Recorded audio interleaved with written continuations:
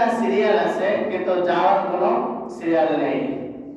80 বছরের একজন বৃদ্ধ বা বৃদ্ধা বেঁচে আছেন, কিন্তু এইমাত্র দুনিয়াতে পদার্পণ করেছেন, নবজাতক, তার বয়স 1 ঘন্টাও হয় নাই, এমন মানুষ, এমন বাচ্চা দুনিয়া থেকে বিদায় নিচ্ছে কি নিচ্ছে না? চলে যাচ্ছে, নিয়ে যাচ্ছে। এটা নেওয়ার কারণ হলো আল্লাহ তাআলা বলতেছেন, আল্লাযী খালাকাল মাউতা ওয়াল হায়াতা লিয়াবলুয়াকুম আইয়ুকুম আহসানু আমালা। আল্লাহ রাব্বুল আলামিন এই সূরার মধ্যে, সূরা মুলকের মধ্যে বলতেছেন হায়াত ও মাউত, আল্লাযী খালাকাল মাউতা ওয়াল হায়াতা। এখানে মাউত শব্দটা আল্লাহ তাআলা আগে এনেছেন।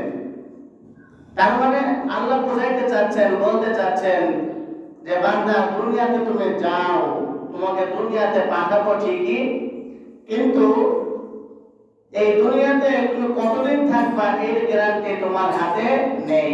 কার হাতে? আল্লাহ তাআলার হাতে। এজন্য ওলামা হযরত আমাদেরকে শিখিয়েছেন, পড়িয়েছেন, কিতাবের মধ্যে পড়েছি। দেখেন, একটা পাতিলের মধ্যে মা ও বোনেরা রান্না করে ভাত, ঠিক কিনা? ভাতটা রান্না করে, ওই ভাতটা খেয়ে একটা ছোট বাচ্চা, সে আস্তে আস্তে বড় হইতেছে, যুবক, তার যৌবন শক্তি ফিরে পাচ্ছে। আর 80 বছরের একটা বৃদ্ধ খাচ্ছে ওই খাবারটা, সে খেয়ে মুরব্বি হচ্ছে। তো বলেন তো, একই পাতিলের খাবার যে খাইতেছে, ভাতের মধ্যে শক্তি আছে?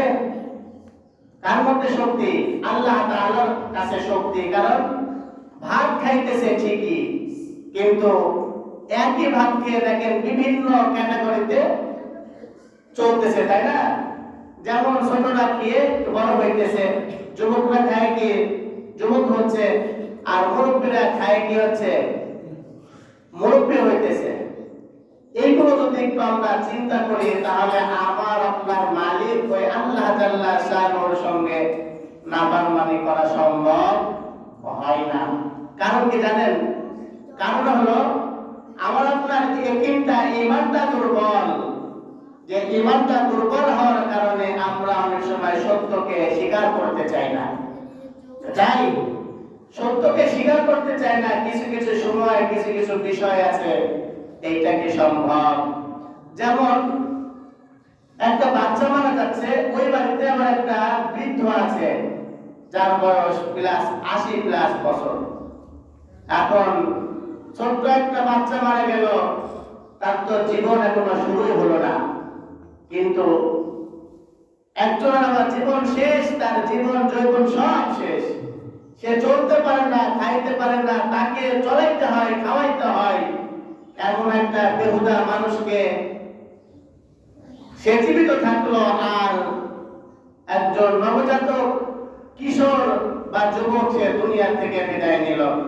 এই সময়টাকে আমরা মা বাবা যারা আছি মেনে নিতে কি চাই? বলেন তো সত্য কথা, চাই আমরা? আমরা পুরুষরা করতে পারি না, কিন্তু আমাদের মা বোনেরা অনেক সময় আক্ষেপে অনেক কিছু বলে ফেলে। বলে কি বলে না? আমরাও বলে ফেলি অনেক সময়। আল্লাহ কি চোখে দেখে না যে আমার বাবাটা অসুস্থ ছিল, আমার বাবাটাকে নিয়ে গেলে কতই না ভালো হতো, তারও কষ্ট হয়, আমারও কষ্ট হয়, আমার ছেলেটাকে নেওয়ার কি দরকার ছিল? এমন কথা বলে কি বলি না? আমরা বলে ফেলি। এই যে বলাটাই হলো আমাদের ঈমানের দুর্বলতা। এই বলাটাই হলো আমাদের ঈমানের কমজোরি। এই বলাটাই হলো আমাদের জন্য জাহান্নাম ওয়াজিব হয়ে যায়।